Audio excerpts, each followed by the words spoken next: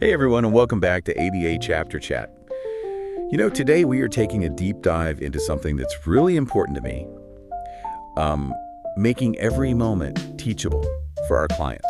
Yeah. It's like going beyond those formal therapy sessions and finding learning opportunities kind of hidden throughout the day. It's all about making the most of every interaction. Right. And to guide our deep dive today, we're going to be looking at this text, Chapter 12, Resolving Problems with Staff Provision of Client Teaching Services. Yes. This chapter highlights how important those formal and naturalistic teaching moments are, and how both can help clients achieve greater independence. Okay, so let's start with formal teaching. Okay. Seems pretty straightforward, right? Structured, scheduled, focusing on specific skills. Yeah. But something I found interesting in the chapter was how much it emphasized those well-written lesson plans.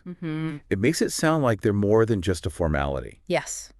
Definitely. Why are they so important? Think of those lesson plans as blueprints. Without a clear plan, even really experienced staff can struggle. Yeah. Imagine building a house without detailed instructions. Oh, wow. Chaos. Yeah. These plans provide the step-by-step guidance that staff need to implement teaching effectively and consistently. Okay, that makes sense. But what happens when things don't go according to plan? Well, The chapter mentioned staff sometimes not following procedures correctly or skipping sessions altogether. yes. Have you seen that happen in your experience? Oh, absolutely. And that's where supervisors need to step in and figure out what's going on. It's like detective work. Really? Really, you're trying to figure out, are staff struggling because they haven't been trained properly on the specific techniques, Oh. or are they just not motivated to carry out the plan? Observing staff in action and providing targeted feedback. Okay. That is crucial. So it's not always about pointing fingers. Right. It's more about trying to understand why the problem is there. Exactly. Okay. Sometimes additional training is needed to equip staff with the skills they need. Yeah. Each client has unique needs and requires individualized strategies. Supervisors need to make sure their staff have all the right tools in their toolbox, so to speak, Yeah. to address those individual needs. Okay, that makes a lot of sense. Yeah. But let's say the staff are well-trained Okay. and they know the plan inside and out. What about those times when it's a motivation issue? Yeah. How do we keep staff energized and excited about those formal teaching sessions? Well, recognition is key. Sometimes we get so caught up in the day-to-day that we forget to acknowledge the hard work our staff are putting in. Yeah. Highlighting their successes, especially those moments when their teaching has made a real difference in a client's life, can be incredibly motivating. So it's like giving them that little boost Yes. to remind them why they do what they do. Yes, exactly. And the book mentions that aiming for 80% proficiency in teaching implementation is a reasonable goal. I think that's important for supervisors to keep in mind. We all strive for perfection, Of course. but sometimes that pressure can be overwhelming. Yeah. Recognizing that 80% is often enough for clients to make significant progress can relieve some of that pressure and allow for a more positive and supportive work environment. It's about finding that balance between striving for excellence and being realistic. Exactly. But the chapter also mentions some challenges, like staff feeling like they're not paid to teach, or that clients with severe disabilities won't benefit from formal teaching. Right. Have you encountered that kind of resistance? Oh, yeah. And how do you address it? It's definitely a common concern. Sometimes direct care staff might not fully understand the why behind the teaching strategies or their role in the client's overall progress. It's important to be upfront about teaching being a core responsibility from the get-go, Okay. and then reinforce it consistently. So setting those clear expectations Yes. from the beginning. Yeah. And making sure staff understand how their role fits into the bigger picture. Exactly. And when those doubts do come up, evidence is your best friend. Sharing research that demonstrates the effectiveness of teaching technologies, Okay. even for individuals with severe disabilities, can be very persuasive. People are often more receptive to information when they see that it's backed by data. So it's about appealing to both their hearts and their minds. Yes. But sometimes seeing is believing right. Absolutely. Allowing staff to witness firsthand the positive impact of their teaching on client skill development can be a game changer. Seeing a client achieve a new skill, however small, Yeah. can be incredibly rewarding and motivating for everyone involved. Yeah. It really brings home the why behind what we do. So it's about creating those aha moments where staff can see the direct connection between their efforts and the client's progress. Exactly. But let's shift gears a bit and talk about naturalistic teaching. We've talked about those structured, formal teaching sessions. But what about those spontaneous teaching moments that happen throughout the day? Yeah. How do we harness the power of those everyday interactions to create a more learning-rich environment? That's where things get really interesting. Naturalistic teaching is all about seizing those spontaneous opportunities. It's about recognizing that learning doesn't just happen in a therapy room. Okay. It can happen anywhere, anytime. So it's about turning everyday routines into teaching moments. Exactly. Let's say a client is struggling to put on their shoes. Okay. Instead of just doing it for them, we can use that moment to teach them how to do it themselves. Wow. We provide clear instructions, offer prompts and support as needed, and celebrate their successes along the way. It sounds simple in theory, Yeah. but I imagine there are some challenges in making naturalistic teaching a consistent part of the day. Oh, absolutely. One of the biggest hurdles is that staff might unintentionally fall into that trap of doing things for clients instead of teaching them how to do things independently. Oh, yeah. It's easy to fall into that pattern, especially when we're busy and want to help our clients quickly. Yeah. But in the long run, it can really hinder their progress. It's like we're solving the problem right now. Right. But we're not really equipping them with the skills to solve it themselves later. Exactly. And then there's the other side of it, where staff might try to implement naturalistic teaching, Okay. but then they get frustrated when the client doesn't get it right away, so they just end up taking over and doing it for them. Right.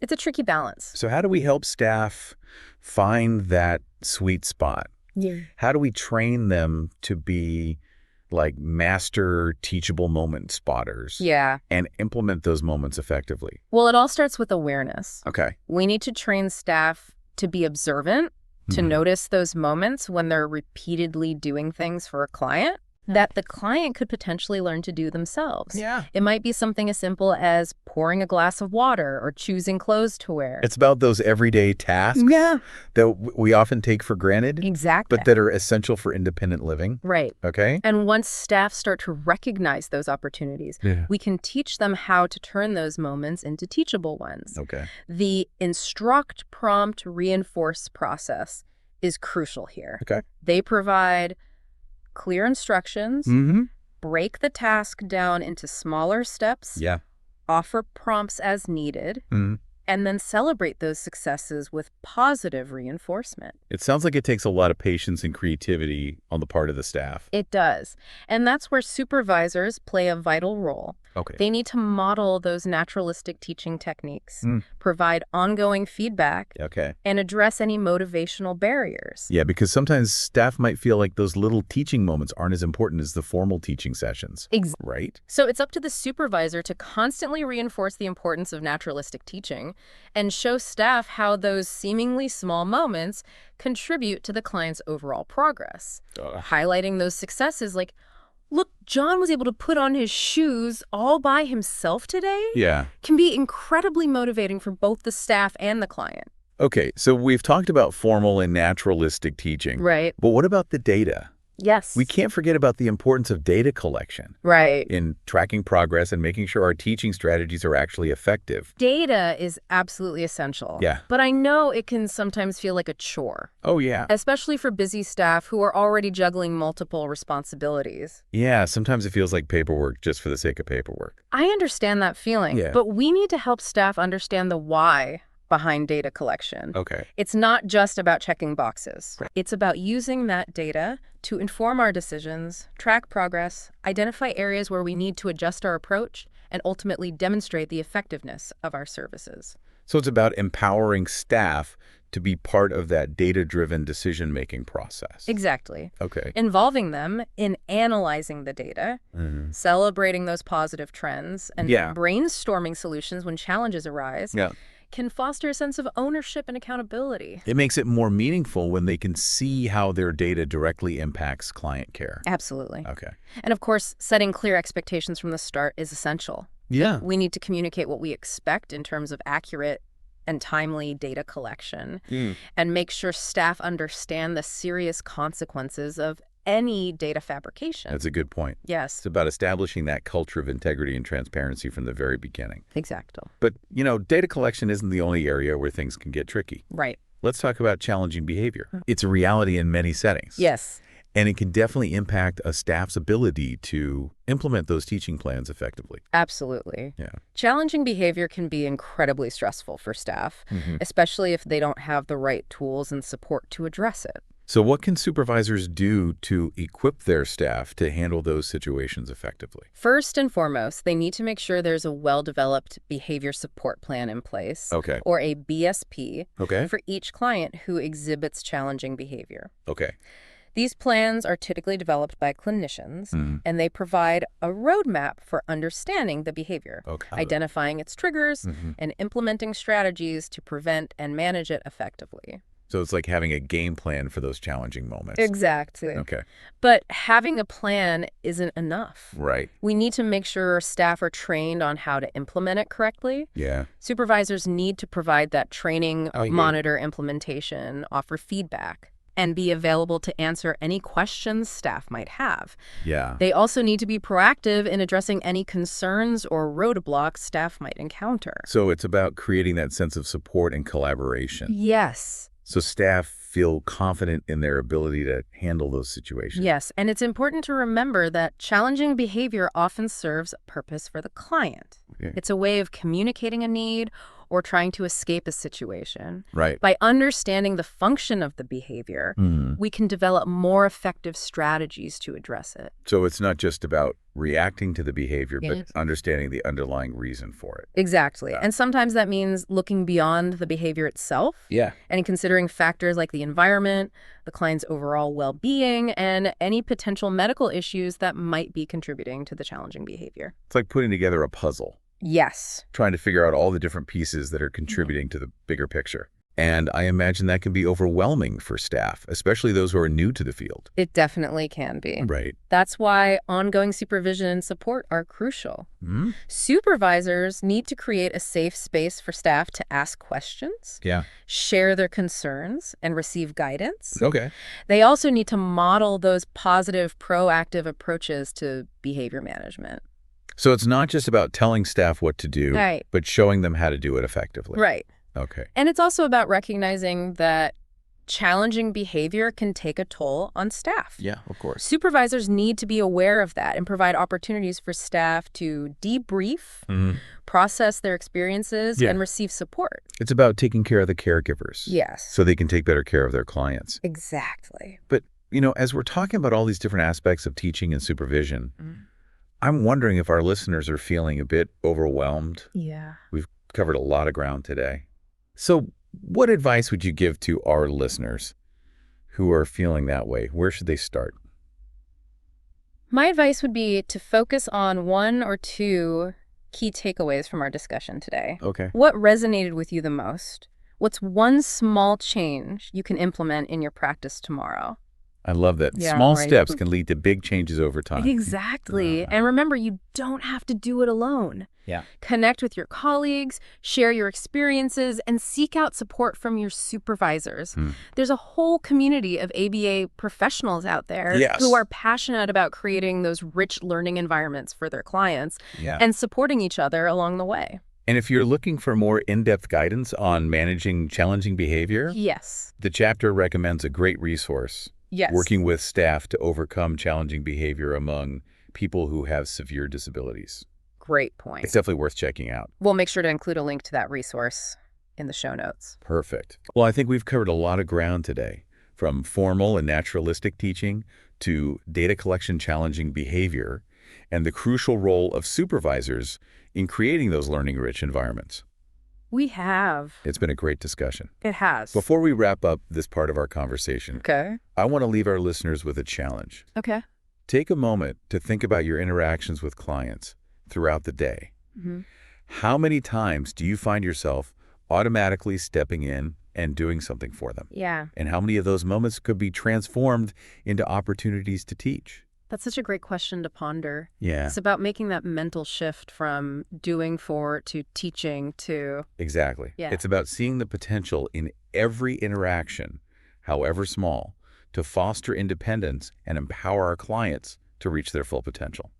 It's really amazing how many opportunities we have throughout the day to help our clients learn and grow if we just shift our perspective a bit. It's like looking at the world through teaching-colored glasses. I love that. And one thing the chapter really emphasized was the importance of supervisors in shaping that perspective for their staff. Okay, They yeah. need to be those naturalistic teaching champions, constantly modeling those techniques and encouraging their team to do the same. So it's not enough to just tell staff to do it, that supervisors actually need to, like, walk the walk. Exactly. I mean, think about it if you're a staff member and you see your supervisor constantly looking for those teachable moments and using everyday interactions to help clients learn it sends a really powerful message. Yeah. It shows you that it's not just some abstract concept, it's something that's valued and prioritized.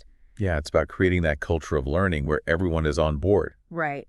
And that can be so contagious. When staff see those techniques being used effectively by their supervisors, it not only reinforces the importance of it, but it also gives them concrete examples to follow. They're more likely to feel confident in their own ability to implement those techniques when they've seen it done successfully by someone they respect. It's like that old see one, do one, teach one approach. Exactly. But even with the best training and modeling, sometimes the biggest hurdle to naturalistic teaching isn't a lack of skill or knowledge, it's motivation. Oh, yeah.